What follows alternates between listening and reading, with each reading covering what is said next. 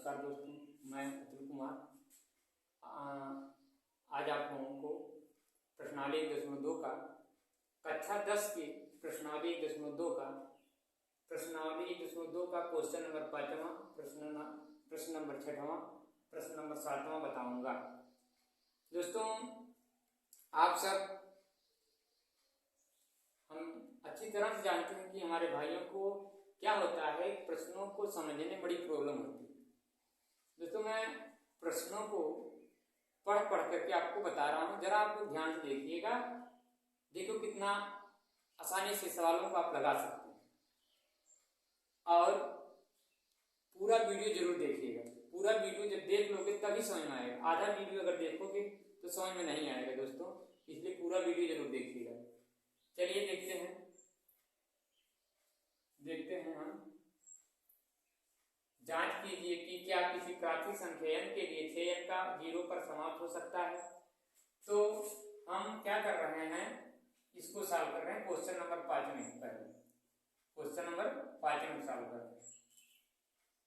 Question number 5वां हमारा है कि कह रहा कि जांच कीजिए कि क्या प्राथमिक संख्या n के लिए 6n अंक 0 पर समाप्त हो सकती है। तो आप क्या करिएगा, यहां लिखिएगा, यदि प्राकृत संख्या 6n, यदि प्राकृत संख्या 6n है तो 6n बराबर 2 गुणे 3 की n घात होगा ना? होगा, जिसके गुणनखंड क्या है, जिसके गुणनखंड अभाज्य हैं और इसके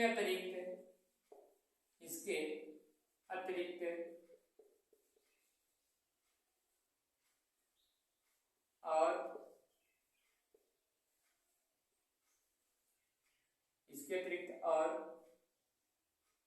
कोई संख्या नहीं हो सकती हैं।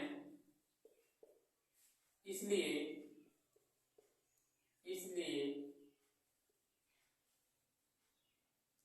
6n को 0 पर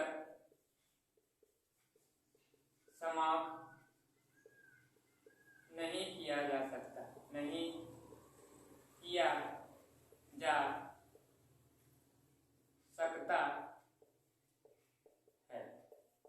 ठीक है, इतना लिख देना। क्यों? क्योंकि दोस्तों देखो, 2 3 6, इनके गुणनखंड 2 और 3 आ रहे हैं। इनके गुणनखंड क्या आ रहे हैं, 2 और 3, वो भी क्या है, अभाज्य। अगर कहीं यहाँ 5 होता तब ये 0 पर समाप्त हो जाता है। बताओ, यहाँ 5 तो है नहीं, कहीं जब 5 नहीं है तो यह 0 पर समाप्त नहीं होगी। तो आप क्या कर लेना, एक प्राकृतिक संख्या 6n है तो 6n को 2 गुणे 3 के रूप में हम लिख सकते हैं। होगा जिसके गुणनखंड अभाज्य है कि नहीं, अभाज्य है, और इसके अतिरिक्त और कोई अभाज्य संख्या हो ही नहीं सकती। जब नहीं होगी तो वह 0 पर भी समाप्त नहीं होगी। समझ बात, यही जांच करना था। ठीक ना? तो यही साबूत हमको मिला कि यह क्या है, अभाज्य संख्या है, लेकिन 2 और 3 है। 2 और 5 होता तो 0 पर समाप्त हो जाती, लेकिन क्या हो रहा है, ये 2 और 3 है। ठीक है, आगे देखते हैं। Question number 6। देखिए ध्यान से, क्वेश्चन नंबर 6 आपका है कि व्याख्या कीजिए 7 गुणे 11 गुणे 13 प्लस 13 और आगे और पता लगाना है कि 7 गुणे 6 गुणे 5 गुणे 4 3 गुणे 2 गुणे 1 5 भाज्य संख्याएं क्यों, कहना कि क्यों है ये भाज्य संख्या। तब आप क्या करेंगे, इनको ऐसे सॉल्व करेंगे। देखिए 7, क्वेश्चन नंबर 6, 7 गुणे 11 गुणे 13 गुणे प्लस 13, इनका गुणा जब कराओगे 77 13 गुणा कराओगे कितना आएगा, 77 13 में गुणा कराओगे तो कितना आएगा? 7 × 21, 1 हासिल आए 2 और 7 × 21 2 23 और 7 × 1 7 7 × 1 7 जी 1 7 3 10 7 2 9 10 इतना आ गया। फिर दोस्तों 13 जोड़ दीजिए यहाँ पर, क्या करना 13 क्योंकि यहाँ प्लस है, हो जाएगा 1014 1014 आ गया। 1014 जो है 1014 का जब आ जाए इसका गुणनखंड निकालिए। क्या निकालिए? गुणनखंड। इसका गुणनखंड जब निकालोगे तो 2 × 5 10 होगा, फिर 0 बढ़ा लेना क्योंकि यहाँ एक अंक छोटा है 200, 7 दूनी 14 हो जाएगा। ठीक है, फिर 2 दूनी 4 कट गया, बचा 1 हो गया 10, तो सॉरी 2 दूनी 4 कट गया, 1 बचा 10 हो गया। फिर अच्छा 2 से नहीं कटेगा, 3 से काटना पड़ेगा इसको। ठीक है, कितने से काटना पड़ेगा? 3 से। 3 1 कम 3 बचा 2 20 हो जाएगा, 6 3 18, फिर 2 बचेगा 27 हो जाएगा, 9 3 27। अभी डायरेक्ट 13 से कटेगा, 13 3 169 और 13 का नाम 13 होता है। ठीक है, ये देखिए हो गया 2 × 13 3 × 13 × 13। ये क्या है? ये अभाज्य संख्या है। ये क्या है? अभाज्य संख्या है। ये क्या है? अभाज्य संख्या है।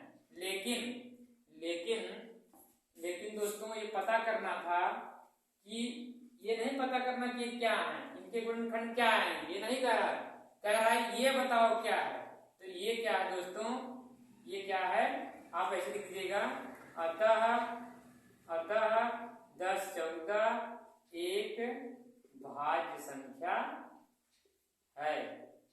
ठीक है, अतः 10 14 एक भाज्य संख्या है क्योंकि इनके गुणनखंड क्या आ रहे हैं?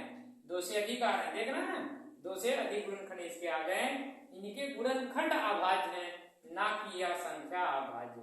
यह संख्या क्या है? ये भाज्य संख्या है। 14 एक भाज्य संख्या है। ठीक, ये पता करना था। आगे देखिए, आगे है 7 × 6 × 5 × 4 × 3 × 2 × 1 और +5। अब इनका सबका गुणा कर दोगे तो आएगा 5045 आएगा। कितना आएगा? 5045। गुणा करोगे, गुणांक किए थे, 5045 आएगा। ठीक है ना, 5 जोड़ लिया जाएगा, इनका गुणा करने के बाद 5040 आ रहा है, 5 जोड़ोगे तो 45 हो जाएगा। अब इनको काटेंगे दोस्तों, इनको क्या करेंगे? काटेंगे। 5045 काटोगे जब तो ये कटेगा किससे? इसको काटोगे तो ये कटेगा 5 से। काटो, 5 कम 5 0, फिर देखो ये 4 जो है 5 से छोटा, 0 बढ़ा सकता हूँ, 5 × 45। अब देखो यह कटेगा नहीं, इनको एकन्नम ही करना पड़ेगा, नहीं एकन्नम हो गया। अब बताओ इनके गुणनखंड क्या हो रहे हैं? 1 हो रहा है, 5 हो रहा है और उसके बाद 1009 हो रहा है। 2 से अधिक हुए कि नहीं हुए? जब 2 से अधिक हो रहे हैं इनके गुणनखंड, तो जब इनके गुणनखंड 2 से अधिक हो रहे हैं तो इसलिए यह संख्या यानी 5045 क्या है? भाज्य संख्या है। क्या है? भाज्य संख्या। ठीक है, क्या है? भाज्य संख्या है। ठीक है ना। ऐसे ही आपको क्वेश्चन नंबर में 7वां बताता हूं, क्वेश्चन नंबर 7वां को बताता हूं, इसको कैसे सॉल्व किया जाएगा। देखिए क्वेश्चन नंबर 7वां। ठीक है, देखिए इसमें कह रहा किसी खेल के मैदान के चारों ओर एक वृत्ताकार ऐसे है। ठीक, इस मैदान का चक्कर लगाने में सोनिया को 18 मिनट, कितने मिनट? इसी को 18 मिनट लग रहा सोनिया को चक्कर लगाने में, और रवि को कितने लग रहे हैं? 12 मिनट लग रहे हैं। मान लीजिए कि आप दोनों एक ही स्थान पर, एक स्थान और एक ही समय पर चलना प्रारंभ करके एक ही दिशा में चलते हैं तो कितने समय बाद पुनः प्रारंभिक पर मिलेंगे? कहाँ मिल, जहां पुनः जो उस स्थान पर कब मिलेंगे कह रहा है। अब दोस्तों ये ध्यान देना कि क्या इसको किया जाएगा। इसको हम क्या कर लेते हैं, देख लेते हैं। क्या 12 और 18 दिया है, 12 और 18 दोस्तों, 12 और 18 का जो है इसका गुणज जो है, 12 और 18 का गुणज जो है न्यूनतम है। 12 और 18 का गुणज क्या है? 12 और 18 दोनों की गुणज एक ही है और न्यूनतम है। ठीक है, तो 12 और 18 की गुणज न्यूनतम है, यानी तब क्या करेंगे आप लासा निकालेंगे। जब न्यूनतम की बात आएगा 12 और 18 की गुणज क्या है? न्यूनतम है। न्यूनतम, न्यून मतलब ऐसे जैसे उच्चतम निम्नतम वो होता है, निम्नतम रहेगा तो लासा निकाला जाता है, उच्चतम रहेगा तो मासा निकाला जाता है। तो ये निम्नतम क्या है? निम्नतम है, इसलिए 12 और 18 का आप लासा निकाल लो।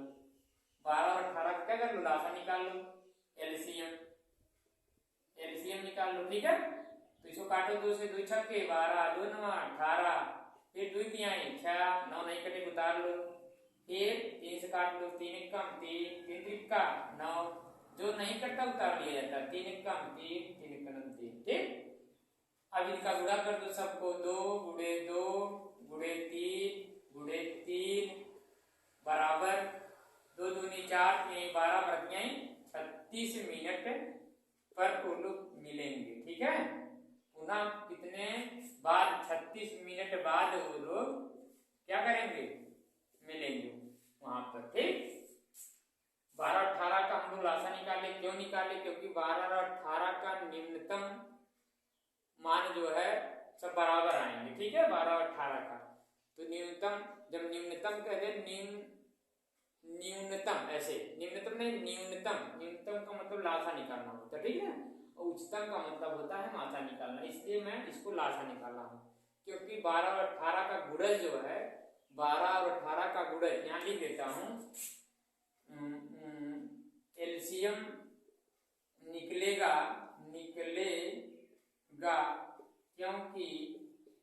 क्योंकि 12 का 18 का गुणज निम्नतम है। ठीक है, क्या है? निम्नतम, उच्चतम नहीं, निम्नतम, न्यून। ठीक है, निम्नतम, इसका मतलब होता है एलसीएम तभी निकाला गया है ना बाबू, इसलिए निकाला गया।